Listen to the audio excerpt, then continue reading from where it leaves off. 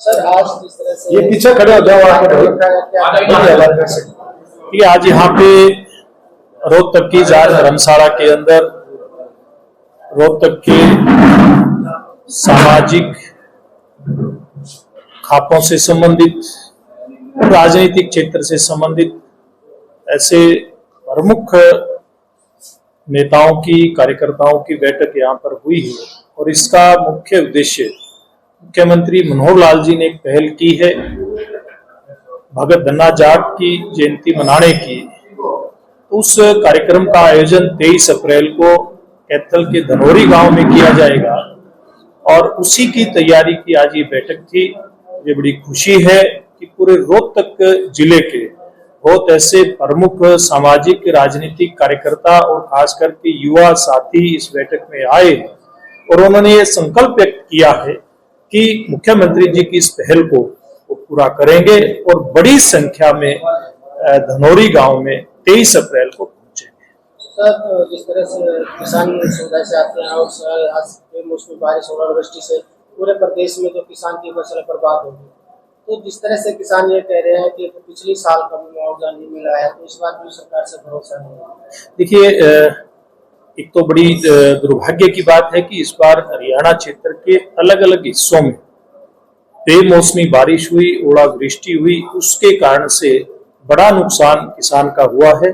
और जहां तक मुआवजे की बात है तो पूर्व में भी मुख्यमंत्री मनोहर लाल जी के नेतृत्व में जब से 2014 में सरकार आई है, सर्वाधिक मुआवजा, सर्वाधिक नुकसान की भरपाई हमारी सरकार ने की है। कहीं कोई पीछे कोई कमी रही होगी उसकी भी भरपाई होगी और वर्तमान में किसान का एक एक जो दाने का नुकसान हुआ है, चाहे वो बीमा कंपनी के माध्यम से भरपाई हो या सरकार के द्वारा जो एक सर्वे करवा करके, गिरदावरी स्पेशल करवा करके मुआवजा देने की बात हो, किसान की भरपाई जरूर होगी। और भूपेंद्र सिंह हुड्डा ये कहते हैं हमारी सरकार में किसान के जो ट्रैक्टर हो, खाद, कोई टैक्स नहीं होता था, लेकिन सरकार ने टैक्स पे टैक्स लगा दिया। देखिए हुड्डा साहब के पास कहने के लिए कुछ बचा तो है नहीं।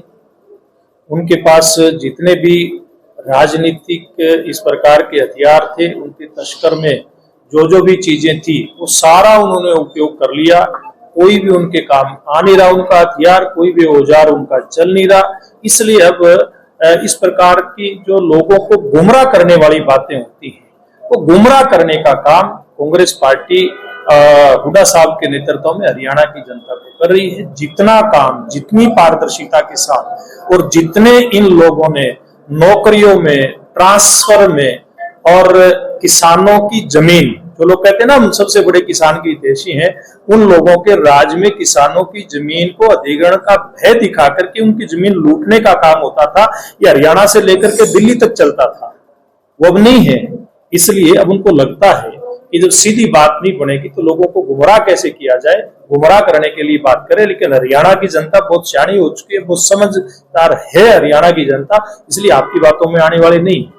एक मौसम की किसान को मार पड़ी है, दूसरा 1 अप्रैल से गेहूं की खरीद हुई है, लेकिन अब तक वो सरकारी एजेंसियां हैं जो खरीद नहीं कर पाई। ऐसा नहीं है, गेहूं की खरीद शुरू हो चुकी है, लेकिन देखिए नमी अगर ज्यादा होगी, आज उसको बोरी में भर के धर देंगे तो वो खराब होने के उसके ज्यादा चांस है। बल्कि खुले में अगर 1 दिन 2 दिन उसमें हवा लग जाती है, तो मैं भी किसान हूँ, सारी बात को समझता हूँ कि कब किसान की फसल खरीदी जाएगी और कैसे खरीदी जाएगी। सरकार का इस बात के ऊपर पूरा फोकस है, किसी भी सूरत में किसान को परेशान नहीं होने दिया जाएगा, ये सरकार का संकल्प है। एक काफी गर्मा मुद्दा है जेजेपी और बीजेपी गठबंधन को लेकर, उचाना को लेकर जो सीट है, वीरेंद्र सिंह जिस तरह से बयानबाजी कर रहे हैं, दुष्यंत जिस तरह से बयानबाजी, क्या लगता है कि आने वाले समय में जो दोनों पार्टियां अलग अलग बात करें कि 10 की 10 सीटों के लिए अलग अलग तैयारियां होंगी, तो कहीं ना कहीं मनमुटाव होता है? देखिए कोई मनमुटाव नहीं है, कोई ऐसी कोई बात नहीं है। ये चुनाव के बाद का गठबंधन था और गठबंधन के अंदर इस प्रकार की बातें होती हैं। तो गठबंधन की बात है, 2 पार्टियों की बात है, एक ही पार्टी के अंदर भी कई बार कार्यकर्ताओं की अलग अलग बातें दिखाई देती हैं।